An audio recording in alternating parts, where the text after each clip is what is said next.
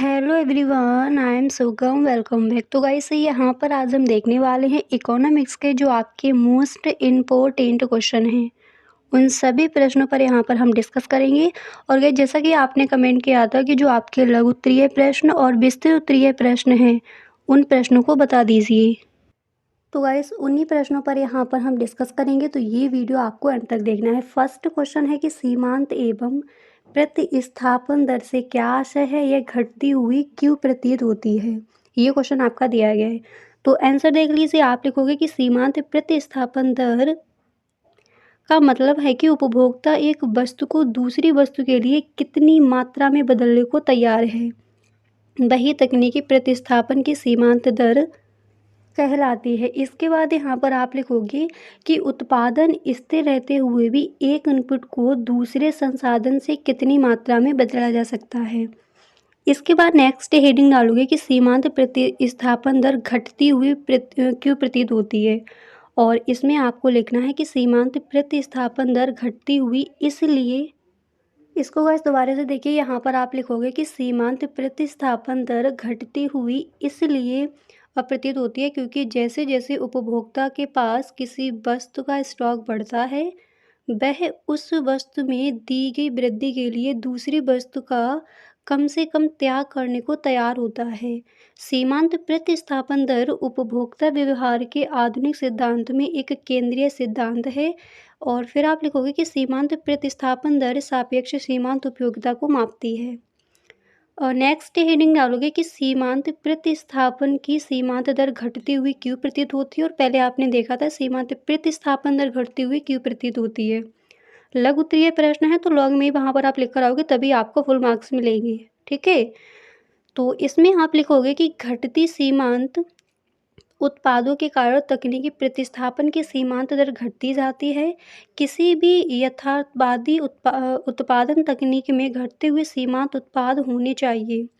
तकनीकी प्रतिस्थापन की सीमांत दर व्यवसाय अध्ययन और अर्थशास्त्र के क्षेत्र में एक प्रमुख सिद्धांत है। तो क्वेश्चन हमें यहाँ पर क्या दिया गया था, क्वेश्चन है कि सीमांत प्रतिस्थापन दर से क्या आशय है, ये घटती हुई क्यों प्रतीत होती है। ठीक है, लघु उत्तरीय प्रश्न मोस्ट इम्पोर्टेंट भी है। तो फर्स्ट आपको क्या लिखना है कि सीमांत प्रतिस्थापन दर का मतलब है कि उपभोक्ता एक वस्तु को दूसरी वस्तु के लिए कितनी मात्रा में बदलने को तैयार है, वही तकनीकी प्रतिस्थापन दर कहलाती है। उत्पादन स्थिर रहते हुए भी एक इनपुट को दूसरे संसाधन में कितनी मात्रा में बदला जा सकता है। तो फर्स्ट आप इस तरह से लिखोगे। उसके बाद सेकेंड हेडिंग पड़ेगी सीमांत प्रतिस्थापन दर घटती हुई क्यों प्रतीत होती है, इसमें आपको लिखना है। और नेक्स्ट हेडिंग यहाँ पर आप देख सकती हो। इसी तरह से गाइस नेक्स्ट क्वेश्चन भी यहाँ पर देख लीजिए, दिया गया है कि पूंजीवादी अर्थव्यवस्था की मुख्य विशेषताएं क्या हैं। तो सबसे पहले आप लिखोगे पूंजीवादी अर्थव्यवस्था की मुख्य विशेषताएं ये हैं। पूंजीवादी अर्थव्यवस्था में उत्पादन के साधनों पर निजी स्वामित्व होता है। पूंजीवादी अर्थव्यवस्था में बाजार में निर्गत को बेचने के लिए उत्पादन किया जाता है। इसके बाद आप लिखोगे कि पूंजीवादी अर्थव्यवस्था में श्रमिकों की सेवा का क्रय विक्रय एक नियमित कीमत पर होता है, जिसे मजदूरी कहते हैं। नेक्स्ट लिखोगे पॉइंट, पूंजीवादी अर्थव्यवस्था में हर व्यक्ति किसी भी मात्रा में संपत्ति अर्जित कर सकता है। नेक्स्ट लिखोगे पूंजीवादी अर्थव्यवस्था में संपत्ति का उत्तराधिकार का अधिकार होता है। और नेक्स्ट लिखना है कि पूंजीवादी अर्थव्यवस्था में उपभोक्ता को विभिन्न विकल्प उपलब्ध होते हैं। अगला पॉइंट है पूंजीवादी अर्थव्यवस्था में कंपनियां बाजार में बने रहने के लिए नए और बेहतर उत्पाद पेश करती है। नेक्स्ट पॉइंट लिखोगे पूंजीवादी अर्थव्यवस्था में वस्तुओं और सेवाओं की कीमतें मांग और आपूर्ति की बाजार शक्तियों द्वारा निर्धारित होती हैं। नेक्स्ट इसके बाद नेक्स्ट हेडिंग आपको डाली है कि पूंजीवादी अर्थव्यवस्था की कुछ विशेषताएं। ठीक है, और इसमें आपको लिखना है, देखिए पॉइंट बाय पॉइंट आपको लिखना है। फर्स्ट पॉइंट आप लिखोगे निजी स्वामित्व, सेकंड पॉइंट डाला है उसमें लिखोगे लाभ का उद्देश्य, थर्ड पॉइंट लिखोगे उद्यम की आज़ादी। इसके बाद नेक्स्ट है उपभोक्ता स्वतंत्रता और प्रतिस्पर्धा बाजार में लचीलापन। नेक्स्ट मूल मंत्र उत्पादन और बिक्री के लिए स्वतंत्रता। तो क्वेश्चन क्या है, क्वेश्चन है कि पूंजीवादी अर्थव्यवस्था की मुख्य विशेषताएं। अब यहाँ पर जो फर्स्ट आपको गाइस दी गई है मुख्य विशेषताएं, यानी पूंजीवादी अर्थव्यवस्था की मुख्य विशेषता ये है। इसके बाद यहाँ पर जो दिया गया ये ही आपका, अगर आप इतना भी लिख कर आते हो तो आपको फुल मार्क्स ही मिलेंगे, ठीक है। तो अगर ये क्वेश्चन आपका आज किया जाता है तो ऊपर जो दिया गया इसको वहाँ पर आप लिख कर आइए, आपको फुल मार्क्स ही दिए जाएंगे। इसी तरह से नेक्स्ट क्वेश्चन आपको कौन सा तैयार करना है, चलिए उसको देख लेते हैं। तो आई होप आपको क्लियर हो गया होगा कि पूंजीवादी अर्थव्यवस्था की वह जो मुख्य विशेषताएं हैं वो कौन कौन सी हैं, और एकदम अच्छे से एकदम व्यवस्थित क्रम में वहाँ पर आपको लिख कर आना है। फर्स्ट पॉइंट डालोगे, फिर आपको लिखना है कि पूंजीवादी अर्थव्यवस्था में उत्पादन के साधनों पर निजी स्वामित्व होता है। इसके बाद second point, third point, fourth point, इस तरह से वहाँ पर आप लिखोगी, ठीक है। तो इसके बाद यहाँ पर अगला क्वेश्चन आपका क्या दिया गया है उसको देख लेते हैं। तो और गाइस यहाँ पर जो भी आपके लघु उत्तरीय प्रश्न हैं, यानी जो आपके शॉर्ट आंसर टाइप क्वेश्चंस दिए जाते हैं उनको यहाँ पर हम देखेंगे। नेक्स्ट वीडियो में विषय उत्तरीय प्रश्न देख लेंगे और इसके नेक्स्ट वीडियो में जो अलग उत्तरीय प्रश्न हैं उनको भी देख लेंगे, ठीक है। ऑब्जेक्टिव क्वेश्चन भी देख लेंगे। तो इकोनॉमिक्स का पूरा कुछ आपको यहाँ पर मिल जाएगा। क्वेश्चन नेक्स्ट है कि पूर्ण प्रतिस्पर्धा क्या है। पूर्ण प्रतिस्पर्धा में कीमत निर्धारण कैसे होता है, मोस्ट इम्पोर्टेंट क्वेश्चन। और जिस तरह यहाँ पर गाइस लॉन्ग में दिया गया है आपको भी उसी तरह से लिखना है। आप लोगों के प्रोफेसर मार्शल प्रथम अर्थशास्त्री थे जिन्होंने पूर्ण प्रतिस्पर्धा में मूल्य निर्धारण के संबंध में मांग तथा पूर्ति का सिद्धांत प्रतिपादित किया। इसके बाद यहाँ पर लिखोगे जिसे मूल्य का आधुनिक सिद्धांत भी कहते हैं प्रोफेसर मार्शल के अनुसार, और इसमें लिखोगे यह वाद विवाद व्यर्थ है कि मूल्य वस्तु की मांग से निर्धारित होता है अथवा उसकी पूर्ति से, वास्तव में वह दोनों से निर्धारित होता है। इसके बाद प्रोफेसर मार्शल के अनुसार आप लिखोगे मांग और पूर्ति की दोनों शक्तियाँ मूल्य को निर्धारित करती है। किसी वस्तु की संतुलन कीमत उस बिंदु पर निर्धारित होती है जहां पर मांग और पूर्ति की शक्तियां एक दूसरे के साथ संतुलित हो जाती हैं। अर्थात जहां हम वस्तु की मांग ठीक उसकी उपयोगिता मांग की शक्तियों के पीछे कार्य करती है। उत्पादन लागत पूर्ति की शक्तियों के पीछे मांग और पूर्ति में से कौन सी शक्ति अधिक सक्रिय होती है, कितना समय मिलता है, समयावधि जितना अधिक लंबी होती है उतनी ही पूर्ति का प्रभाव अधिक होता है, और समयावधि जितनी कम होती है उतना किसी वस्तु की कीमत सब उपभोक्ताओं के द्वारा की जाने वाली मांग तभी सभी फर्मों की पूर्ति से निर्धारित होती है। तो गाइस अगर यहाँ पर आप इतना लिखते हो पूर्ण प्रतिस्पर्धा क्या है जो ऊपर आपको दिया गया है, इसके बाद नीचे जो हेडिंग आपको फर्स्ट डालनी है उसको आप लिख सकते हो कि वस्तु की मांग, ऊपर जो दिया गया प्रोफेसर मार्शल के अनुसार। और इसके बाद नेक्स्ट यहाँ पर आप डायरेक्ट ये हेडिंग भी डाल सकते हो वस्तु की मांग, और इसके बाद सेकेंड हेडिंग है संतुलन कीमत। तो इसमें भी आपको फुल मार्क्स ही मिलेंगे क्योंकि आपका ये लॉन्ग में हो जाएगा, ठीक है। वस्तु की मांग हेडिंग डालने के बाद यहाँ पर जो दिया गया है वो आपको लिखना है, और संतुलन कीमत हेडिंग डालने के बाद जो दिया गया है वो आपको उसके अंदर 2-4 लाइनें लिख देनी है। अगला क्वेश्चन देख लीजिए। नेक्स्ट है कि व्यावसायिक बैंक के मुख्य कार्यों का वर्णन कीजिए।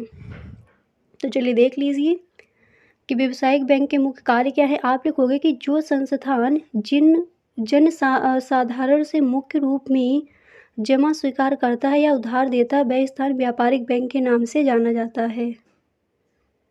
एंड गाइस इसके बाद आप लिखोगे कि बैंकिंग व्यवसाय का मुख्य काम जमा स्वीकार करना एवं उधार देना है। बैंक जन सामान्य के चेक द्वारा आहार्य जमा भी स्वीकार करती है। व्यापारिक बैंकों के निम्नलिखित कार्य है। फर्स्ट यहाँ पर आप लिखोगे कि जमा स्वीकार करना। इसमें आप लिखोगे कि व्यापारिक बैंक आम जनता से 3 तरह के खाते में जमा स्वीकार करता है। ये खाते इस प्रकार है। फर्स्ट है चालू खाता, सेकंड है समाप्त जमा, और नेक्स्ट है बचत खाता। तो चालू खाते में आप लिखोगे इस प्रकार के खाते व्यावसायिक लोगों के लिए होते हैं। इनमें जमा राशि पर बैंक को ब्याज का भुगतान नहीं करना पड़ता। इन खातों में जमा मांग देय होती है, बैंक इन पर प्रशुल्क लेता है। और नेक्स्ट आप लिखोगे इस प्रकार की जमा निश्चित समय अवधि के लिए स्वीकार की जाती है। ये मांग जमा नहीं होती। इन जमाओं पर बैंकों को ब्याज का भुगतान करना पड़ता है। और नेक्स्ट लिखोगे बचत खाता जमा। इसमें आपको लिखना है कि निश्चित चेकों के साथ में भी मांग जमा होती है। इन जमाओं पर ब्याज का भुगतान भी किया जाता है। और नेक्स्ट यहाँ पर ऋण देना। व्यापारिक बैंक सुरक्षित कोष के अलावा अन्य जमाओं का प्रयोग उधार देने के लिए करता है। इससे बैंकों को आमदनी प्राप्त होती है। व्यापारिक बैंक निम्न प्रकार के ऋण प्रदान करते हैं, जैसे नगद साख ग्राहक की सुपात्रता के कारण वे व्यापारिक बैंक अपने ग्राहकों को उधार देने की सीमा तय करते हैं। तो इस तरह से आप जो आपका क्वेश्चन दिया गया कि व्यावसायिक बैंकों के मुख्य कार्य, इस तरह से आप लिख कर आओगे। अगला क्वेश्चन देख लीजिए कि सीमांत बचत प्रवृत्ति को समझाइए। मोस्ट इम्पोर्टेंट क्वेश्चन आपका। तो चलिए गाइस देख लेते हैं कि सीमांत बचत प्रवृत्ति क्या है। आप लिखोगे सीमांत बचत प्रवृत्ति का मतलब है कि आय में वृद्धि होने पर बचत में कितनी वृद्धि होती है, यह एक अनुपात है। इसे प्रतिशत के रूप में व्यक्त किया जाता है। आप लिखोगे यह दर्शाता है कि आय के हर अतिरिक्त रुपये में से कितना हिस्सा बचाया जाता है। यह अर्थव्यवस्था से आय की बचत राशि या रिसाव को दर्शाता है। यह परिवार की गतिविधि और उसकी उपभोग आदतों के प्रमुख पहलुओं को दर्शाता है। इसका विश्लेषण करने के लिए बचत रेखा की ढलान को ग्राफ पर प्रस्तुत किया जा सकता है।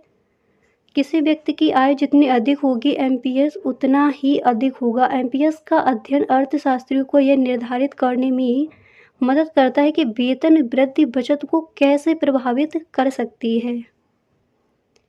ठीक है, इसके बाद आपको थोड़ा और लिख देना है कि सीमांत बचत प्रवृत्ति यानी एमपीएस का सूत्र, सीमांत बचत प्रवृत्ति का सूत्र है एमपीएस बराबर डेल्टा बाई डेल्टा एस। इसमें डेल्टा बाई का मतलब है आय में बदलाव और डेल्टा एस का मतलब है बचत में बदलाव। क्लियर? तो सीमांत बचत प्रवृत्ति क्या है? सीमांत बचत प्रवृत्ति का जो आंसर है आप किस तरह से लिखोगे अगर आपका ये क्वेश्चन लघु उत्तरीय प्रश्न में आस्क किया जाता है तो यहाँ पर आपने देख लिया। इसी के साथ गाइस अगला क्वेश्चन आपको कौन सा तैयार करना है, कौन सा ऐसा क्वेश्चन है जो मोस्ट इम्पोर्टेंट है। चलिए अब यहाँ पर हम उस क्वेश्चन को देख लेते हैं।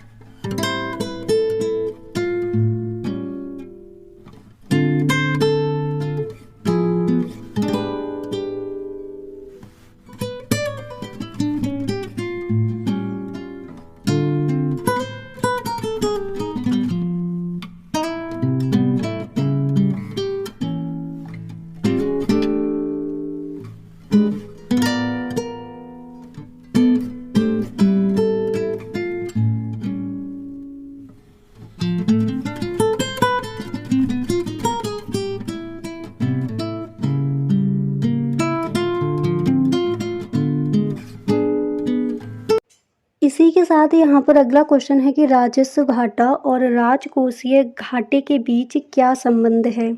आपको बताना है राजस्व घाटा क्या है और राजकोषीय घाटे के बीच क्या संबंध है।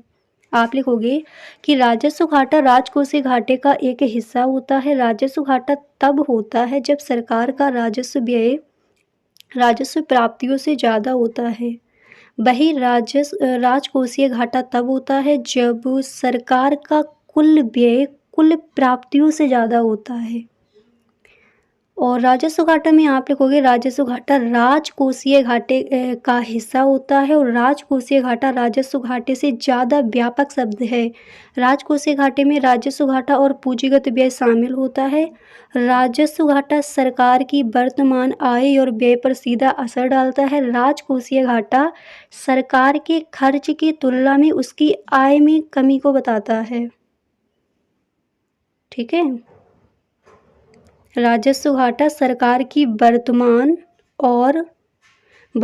आय और व्यय पर सीधा असर डालता है, मगर राजकोषीय घाटा क्या करता है, सरकार के खर्च की तुलना में उसकी आय में कमी को बताता है। इसके बाद यहाँ पर आप लिखोगे राजस्व घाटे को पूरा करने के लिए सरकार कर या गैर कर प्राप्तियों में वृद्धि करती है, मौजूदा परिसंपत्तियों को बेचती है, बॉन्ड बाजार से